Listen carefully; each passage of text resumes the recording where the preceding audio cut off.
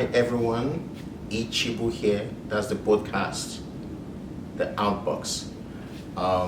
Before I start, I would like to ask everyone to continue to do what you've been doing, which is to support the channel by subscribing. And if you haven't subscribed, please do. And if you have, we encourage you to get other people to subscribe, because the more people that watch this channel, the more we are motivated to keep pushing out the message. And that said, I have a very important person in the podcast today. That's Professor Herbert Robinson of the University of the Gambia, and we will talk about land governance from the context of capacity building and education. In fact, we are at the site of the NELGA Alumni Conference in Accra, Ghana.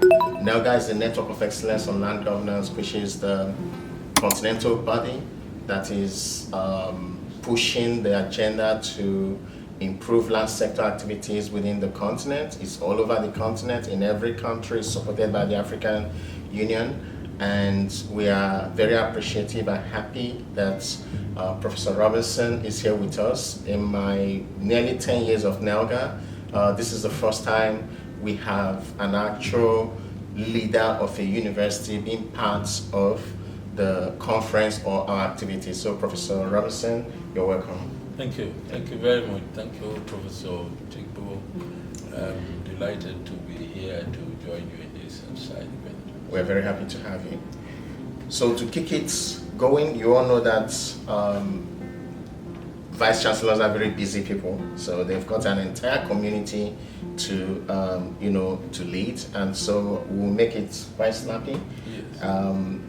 First, I think it's better you introduce yourself and perhaps speak a little about the University of the Gambia. Thank you. My name is Herbert Robinson. I am the Vice-chancellor of the University of the Gambia.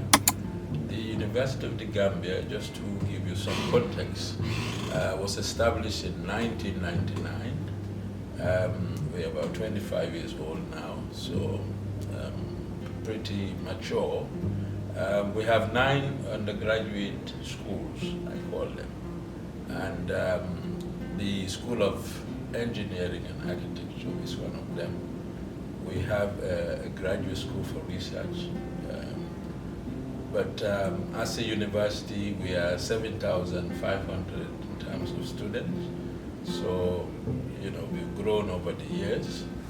And the intention is to strengthen the university from teaching-led to a modern research-led university. So those are the plans. And under my leadership, we've started that process of strengthening the other pillars of the university. Thank you. Now, speaking about the process of strengthening various pillars of the university, I think there's no better place to start than from the land policy of the Gambia. Of recent, specifically on the 10th of June 2025, the Gambia validated its first ever draft of a land policy, which we hope would go beyond a draft and finally make it to an actual legal instrument as a policy.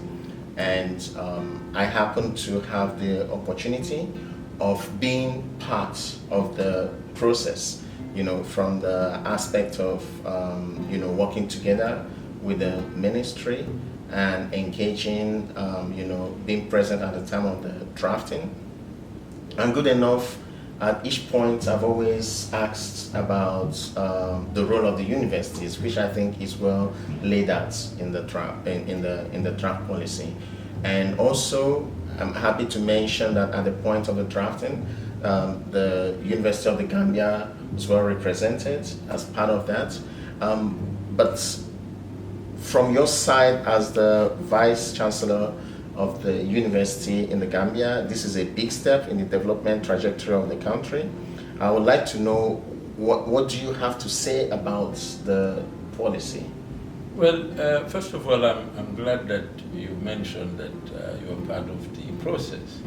As you know, we as a country although the Gambia is very small, 2.5 million people, we face significant challenges in terms of land management.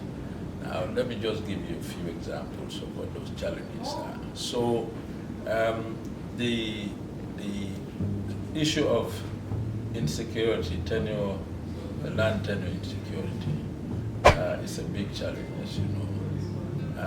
Issues of access to women in terms of land, it's a big issue.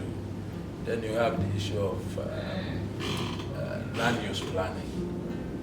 You have conflicts between traditional land allocations by the village heads,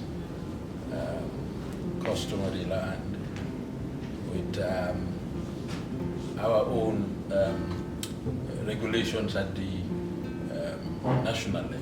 So these are big issues. Why are they important? Land tenure insecurity is a problem. You cannot invest. In fact, we have a lot of disputes relating to land because the same land could be sold to several people. What that means is you are tied in the legal process. That land cannot be released for proper investment. Now, there's also the issue of climate change, as you know, and we are beginning to have problems with saltwater intrusion into our river, and that means that farming productivity can be a big issue. And this land policy that we have, the national land policy, which has recently been validated, will help us to have a more structured approach in terms of how we manage our land, in terms of allocation process, in terms of land use planning, which is really at the heart of some of the problems we face. So as a Vice-chancellor, I really welcome it. I think it's a great achievement. I want to thank all the partners that were involved, particularly the Ministry of Local Government and Regional Affairs. They've been really instrumental in getting this going. Thanks very much. And that actually hits on a particular chord. I mean, you've, in the process of trying to enumerate the issues, you pointed very much to some of the challenges. But from my experience, I can tell you, some of these challenges, or if not all of them, you find them in almost every African country, in various forms and shapes. And what is interesting is that you still find these challenges in countries where land policies exist, countries where there's been land policies in the past, for decades. For decades. So I would then ask you, so to play a part in the implementation of the land policy, how do you think the university plan to position itself, at least as a leader in the land governance research and education, and what resources would be prioritized to ensure that, the university plays a pivotal role in the implementation of the policy? Yes, I think you raised the issue of the existence of land policy in many of our countries. Of course, that's there. The challenge, as you know, it's not always having a policy. Africa is blessed with policies.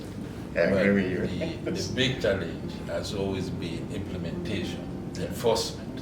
So what does the land policy talk about certain things, but how are we enforcing it? Now, as a university, of course, I am always interested in ELGA events because there's a continental framework where land issues are discussed, driven by academics, working with key partners like GIZ, ELGA, African Union, UNECA, and so on. So, from a university perspective, of course, the issue with implementation has to do with capacity. Yeah. So, at the University of the Gambia, we are currently looking at a proposal to strengthen curricula in key areas of land governance. Now, if you recall in your studies, I'm sure the studies would have highlighted significant capacity gaps. Yes. Now, you cannot implement a land policy without addressing those capacities. So that's where we come in. And there are a number of things that we are doing to address those capacity gaps. One is the curricular proposal. Now, the proposal that we are looking at would look at developing curricula at various levels. I'm a great believer of addressing the problem at the source. Oh, yeah. And I believe that the source of our problems is our traditional land allocation systems. Okay. Now, the village leaders, the community leaders have to be trained, to be empowered to be able to adopt modern practices in terms of land allocation. So the curriculum is looking at developing programs from certificate level that will address the needs of certain stakeholders to postgraduate level. Of course, we need the graduates. Sure. We need the postgrads. But I've always believed that if you want to focus on that level alone, the risk is you are forgetting the majority actors on the ground. So we are hoping that the curricula, if developed, will be able to address capacity of the various stakeholders. Now, we are conscious of the fact that the University of Gambia School of Engineering and Architecture, which I mentioned, is a very small school. So in addition to developing the curricula, we need to strengthen the school. And how do we strengthen the school? We strengthen the school through staff development. So we will identify the staff needs to develop certain programs. Of course, we may not have all the capacity immediately. And that's where the partnership comes in. And partnership with the Nelga family, as you know, you've been a key member of Nelga. Partnership will enable us to attract the right partnership in certain programs, whether it's real estate, whether it's urban and rural planning. I'm a great believer of rural planning because if you've been to Gambia, which I'm sure as an international consultant giving that assignment, you would have had the opportunity to visit Gambia. And you see that many of the problems, the root cause of it is a lack of planning, future planning. Now, we don't want those mistakes to be repeated at the village level, okay? Because the damage is done, and 10 years down the line, you realize that you are dealing with a mess. So I believe that if we have good programs as part of the curricular review that we are doing and the proposal that we put forward for the African Land Policy Center, for GIZ, as part of the Nelga Farm, that proposal will help us address those issues. We have problems with real estate, and I believe that they need to be trained in the private sector because allocation of land is going on, and if we don't train them properly, you have problems. So we have issues of urban rural planning, as I said. You have issues of land management. You have issues of real estate. You have issues of having architecture, surveyors, land surveyors, and a wide range of professionals that need to be trained. Let me stop you there. You've said quite a lot, but it's by the way, just before I continue, it's important to mention I'm open to support, the vision of your university in terms of the curricular development, in terms of the program development, and whatever I can, possibly at voluntary level. That's what we are supposed to do as members of NELGA, to support each other. So it's just putting it out there for you to know that we are there to support you if anything is needed from us. But you've been able to navigate through the issues from urban to rural and formal to informal land governance situations in terms of capacity, capacity gap.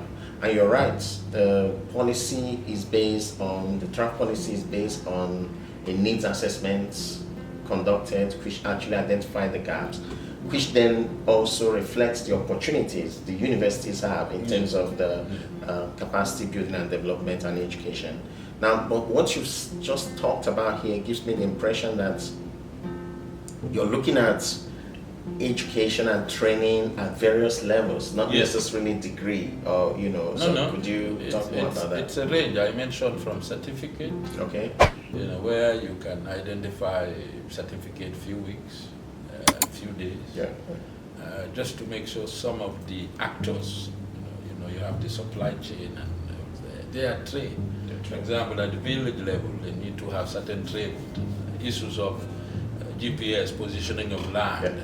They need to know which land they are selling to who, so that we don't have problems with duplication. Because if you don't have certain tools, GPS, but they also need to be aware of land use plan, the future land use plan, so that when they can allocate the land that is for housing, is for agriculture, is for social infrastructure, basically, schools and things like you're that. talking about a continuum of training, from up to the highest, certificate up to the highest level.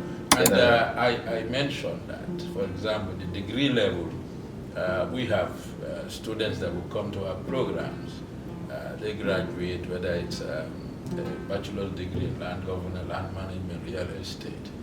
And of course, many of our graduates work at the Ministry of Local Government, which is really the key ministry in terms of land.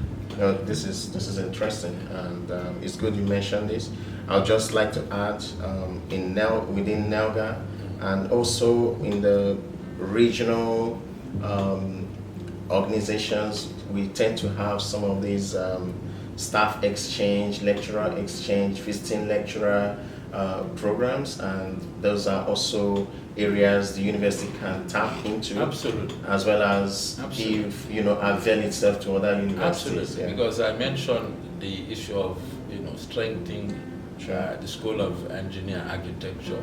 We currently have only one program, which is called the BSc in Planning and Design. That's not enough to address the plethora of problems that we are facing as a nation. So it will be really addressing those gaps that have been identified in the needs assessment report, which we will try to address.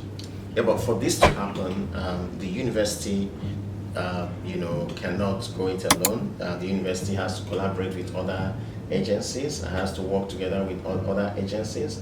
These, what the university can offer, we already know in general what universities can offer, but many a times when it comes to the sectoral implementation issues, there's always a need for interagency collaboration. So what do you foresee in going forward with the implementation of the land policy? Which of the agencies do you think that the university needs to engage more to ensure that it's well positioned to deliver the services that the people of the Gambia expect from the institution? Well, I mentioned that, the approach is holistic. Now, of course, at the highest level, ministerial level, we know that the Ministry of Lands, Local Government, Religious Affairs is there. So we need to deal with them. But I'm saying we don't stop there. Okay. We have to deal with what the local government areas. Okay, we call them councils, like the bigger one, Banjul, Kanifing Municipal Council, West Coast. These are big local government areas. So the local government, we need to work with them. So that's important. They are empowered, they have the capacity to deliver on their mandates. Then, as I said, the village level. But of course, there are other actors, private sector. The real estate operators are in the private sector. So if we don't engage them, then they will not be able to support the implementation of the national land policy. You have, of course, the NGO, civil society. They also have a role to remind us of obligations, and if there are land matters that needs to be brought to the attention of certain key holders, they play that role. So, we are talking about engaging a wide range of stakeholders. I would imagine that includes international donors. Yes, the partners, of course. The partners. Perfect. Of course, the World Bank played a critical role, as you know, in funding the national land policy. And they will continue to have a role in terms of supporting funding. But you mentioned NELGA, and you mentioned the visiting academic programs. So where we have gaps, we can call on our partners in the NELGA family. That's why I'm always here, because it's important that I'm able to influence my colleagues to be able to support the university. We appreciate having you here. Like I said earlier, it's my first time to have a Vice-chancellor join us. Usually, it looks like the Vice-chancellors send out the professors and lecturers to go and participate. So to have you here is great. But I'm also a Vice-chancellor with a background in built environment. I see. So that puts me in a position. And I also understand that I know land issues are the biggest issues we face as a continent. And having the Vice-chancellor to come and be part of it. And I know there will be a series of events for Vice-chancellors, so that we can also articulate and bring out the priorities in terms of, if we can address the land problem in Africa, I think it will help us. No, I appreciate that. I think you've actually crisscrossed through all the questions that I have, just tapping on them. But you say something about the local authorities. I mean, dealing with the local authorities. That's something I wouldn't say it's unique in the sense that that's what we're supposed to do, isn't it? Yes. But it's unique in the sense that many universities don't talk about that. And many of our students come from these local, absolutely. That's where the parents are. But at the moment in the Gambia, we don't have strong departments in these local government areas. I see. So the idea is to help strengthen them so that they can play their rightful role in the land management process. Okay, so that's another thing. This is something specific, much more specific than other questions. Within NELGA, youth, gender, core, the promotion of youth and gender are core principles in everything we do, and because in the dynamics of African land tenure systems, there's a tendency and those evidence that women, youth seem to be left behind in most cases. And I think this was also observed in the needs assessment done in the Gambia. And now, in carrying out a land governance program, one would expect that special priority would also be given to these sort of areas. It would be good to know what you think in that sense, and how you intend to go about it. You're absolutely right, because if you realize, I mentioned one of the challenges that we face, like many other countries, is access to land for women. That I think is coming out in many of the studies. Now it means that we need to have a particular approach to address the concerns of limited access for women, and the same as youth involvement. So the way we can do it is to have specialized programs. Now I'll tell you, when I was at the United Nations in Dakar, we had IDEP. We had specialized programs, gender in economic policy management. Okay. We had things like gender budgeting. Okay. You see, wow, that's, we can introduce similar program working with partners to say gender in land policy. What that does is, it doesn't necessarily mean that it's designed for women alone, but it means all the stakeholders will be trained, so they understand how to mainstream gender in the land policy process in terms of implementation. And you can do the same for youth. In fact, our tracer studies recently, we had a workshop in the Gambia looking at the youth employment issues. Now, in land sector, we don't have any unemployment issue there, because you can see that the needs is still there, the gaps are wide. So we still are struggling to address those gaps. So I think we can do that. In addition to these courses that will raise awareness of how to factor gender in land policy implementation, there are other measures that can be used as well, making sure that you work with women's group, you work with activists on the ground, so that this imbalance I talk about, access, this can be solved at the village level. Because many of these problems, as you know, is to do with African system, our customer system, our family systems, and so forth. So to convince somebody that women have to have access, and it's to do with inheritance patterns and all those things. But I believe if we have those specialized programs to enable, to raise awareness, but we also have practical actions on the ground, demonstrating why it's important for women to have access to land. They can do it and unleash the potential of the land. I think you've said it all.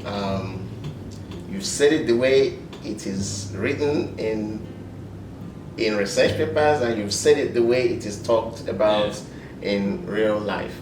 But just one key issue again is the concern for resources. There has to be available resources for these things to be done. And I know, for instance, now that the land policy of the Gambia, the draft land policy has been validated, the big issue now is a vision on land. So where do we get the resources? And the government at this point obviously is working hard on the implementation plan, which includes, trying to source, the funding and other forms of resources. Of course, capacity building is also a key resource. I think in the universities we'll face the same thing. So if you create programs, it has to be supported with resources. We would like to get some ideas to what the plan is and how you intend to perhaps fund and implement. If you look at how we operate as a university, and many universities do, there are the three pillars I talk about. Of course, it's the teaching and learning that goes on, and normally you will get tuition fees that come in to support that process. But what we have done recently at the University of Gambia is to introduce short courses in partnership with UNITA, United Nations Institute of Training and Research, based in Geneva, to be able to package certain short courses. Now, short courses gives us an opportunity to earn extra income. I see. And this is sometimes on partnership with international partners. It could be UNDP, it could be UNICEF. We are working with some of these partners, but also some of our organizations that are within the Gambia. Short courses will help us generate. Now, in addition to that, we look at the second pillar, which is research and consultancy. Research and consultancy, when I took over, was at the infancy stage. Okay. But we have made significant progress over the past few years in terms of the income that we can generate. And I believe that more can be done if we can bring in the private sector as partners. As you know, private sector, there's a lot of opportunities there. So consulting and research can bring a huge amount of resources. If we can look at the funding landscape, as you know, as a well-established professor, there are opportunities to work with other partners within NELGA to generate income through research. But the consultancy part of it, I think, would be critical. So that means there's an entrepreneurial aspect of your leadership of the university. Yes, the entrepreneurial aspect is important because we try and put emphasis on generating what we call third income, bringing in extra resources. And of course, the third pillar there is what we call community service. Community service is important because you are able to demonstrate Allow me to talk as a lecturer. Many of us complain. It's not that we don't want to do community service. It's the fact that most, especially the upcoming lecturers, the community service tend to take a lot of time away from teaching and then builds up the workload. And now I'm talking as a vice-chancellor, you need to know this. I will tell you this. What we have done, you know, the problem sometimes, if you don't have a model, what I call a workload model, then there's a problem. So we have a clear workload model, which looks at teaching and learning, research and community service. So all of this will be factored in so that no particular lecture is overburdened. So depending on where you are, you will put some emphasis. For example, as you're rising up, associate prof to full professor, there is expectation. And that's the right thing, that you get more involved in research and consultancy, getting more knowledge produced, getting that knowledge applied. Of course, if you are a junior academic, you know, they make sure that the teaching and learning, you know, you're strengthening there and you get involved in research. So the balance is there. If you have a good workload model, which talks about teaching plus research, consulting plus community service equals to a particular number of hours. No, that's great. It's good to know that. And I'd like to call onto our viewers, and if you're watching this and you're academic, please, perhaps you need to give a deeper thinking to what Professor Robinson just mentioned. Perhaps sometimes as staff of the university, we tend to be a little disconnected from the vision of the leaders, and so this is important for us to connect to that, because workload is a big issue for us. And I think this is actually my last question. With all of these envisioned and put in place, one would expect to know the sort of indicators the University of the Gambia, in your case, would use to evaluate the impact of, you know, its land governance, programs. Yes. I think we will use some of the traditional indicators. Students come, they attend a particular program, they graduate, and one of the things you look at is the employment rate. How many, what percentage of students are into the job market immediately after 6 months after graduation. So that's one of the traditional indicators. But as a university, as I said, we are trying to be a modern-led research university. What does that mean? It means that research becomes critical. So we can begin to generate some of our research. As you know, one of the problems is the connection between research policy and the uptake of research. That's fine. So we will need to work on that area, research, policy, uptake. That means the work that you're doing, what is the impact in terms of policy? Have you been able to help clarify a particular aspect of the draft national policy we have? How do we implement it? You know, there is sometimes a big gap between policy and implementation. So the research comes there to help. So I believe another way we can look at how much impact we're having is whether we're able to influence policy changes. That's number two. And I think the third one, which is important, is what is actually happening on the ground. Have we been able to change behavior of the actors on the ground? You know, if you look at our village leaders, they take that role, a key role in the land allocation process. And they've been doing it in a certain way. So the new way of doing it will be another indicator. Have we been able to influence changes in the behavior, the way land is allocated, the way it's managed at different levels? So that would be another one of so there are three broad categories of indicators we can use to see how well our programs. I'm glad the indicators are broad. I just want to add, I mean, as an entrepreneurial, the entrepreneurial dimension probably should include the ability of graduates to be able to create their own business. Absolutely, that's a very good indicator. In fact, it's a key indicator because we know that the private sector has got a lot of room to expand. You see, government alone cannot do it. I mean, you work in the Ministry of Local Government and regional government lands and whatever. But there's so much you can do. But if we tackle the private sector, making sure we create enough land professionals.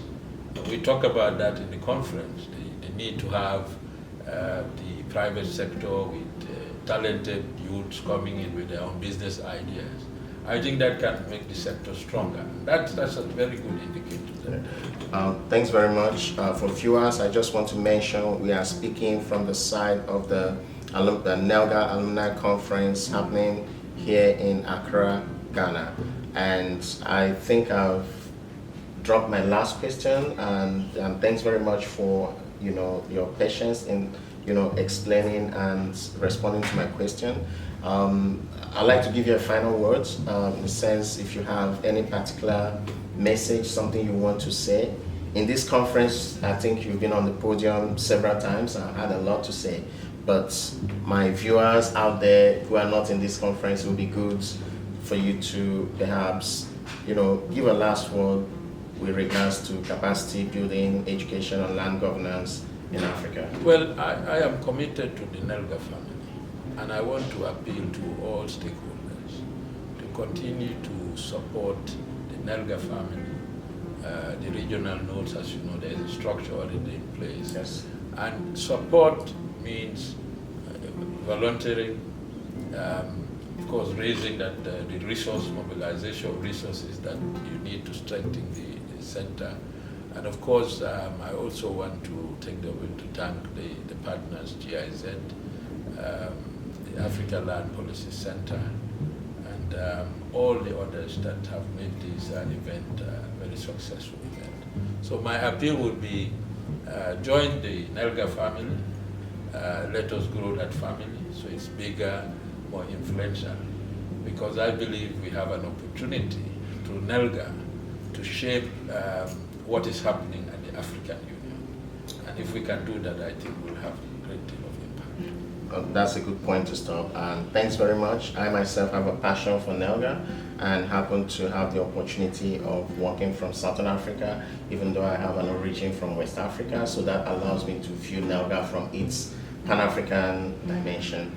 And I would like to thank you very much for Thank you very much for coming. Thank you. Really appreciate it. I look forward to seeing you in the Gambia. I look forward to it. Thank you very much. I appreciate it. And I thank you for the work that you've been doing for us. Thanks. And we've met, I think the first time was in Addis. In Addis, yeah. And we'll keep in touch now, knowing that there's something very common that's joining all of us. I appreciate, and like I said, anything I can do, Yeah. I'll do my best. Thank you very much. Right. Thanks.